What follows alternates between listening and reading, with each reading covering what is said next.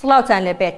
شەرمین عەلی و ئارام سایەخان پاش 8 ڕۆژ لە دەستگیرکردن ئەمڕۆ بە کەفالەت ئازاد کران. زووم لە ڕێگەی سەرچاوەیەکی ئاسایش و لە هەمان کاتدا کە سوکاری شەرمین و ئارام بڕێری ئازادکردنی هەردووکیانی پشتڕاست کردەوە و با گوێرەی زانیاری سەرچاوەکانی زووم شەرمین و ئارام گەڕاونەتەوە بۆ گەرمیان لەبەرەوەی دانیشتووی قەزای کەلارن. شەرمین عەلی و ئارام حەسن سایەخان فەرمانبەری وەزارەتی دارایی هەرێمی کوردستانن.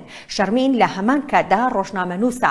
ئارام سایەخانی هاوسەریشی پێشتر بەرپرسی ڕاگەاندنی دەواازەی نێودەوڵەتی پەروێزخان بووە.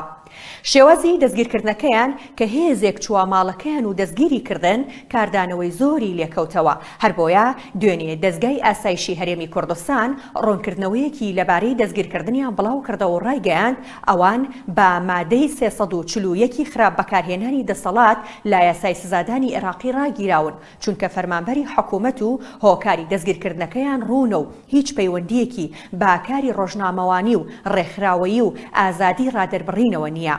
دوای چەند ڕۆژێک لە دەستگیرکردنیان چالاکانی مافی مرۆڤ هەوڵی گەیاندنی دۆسیەکەیان بە نوێنەری وڵاتاندا.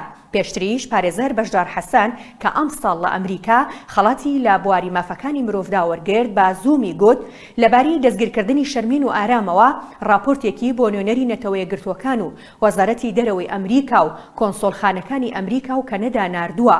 ئەو گوتی ئەو لایەنانە وەڵامیان داوەتەوە گوتویانە کار لەسەر دۆسیەکە دەکەن.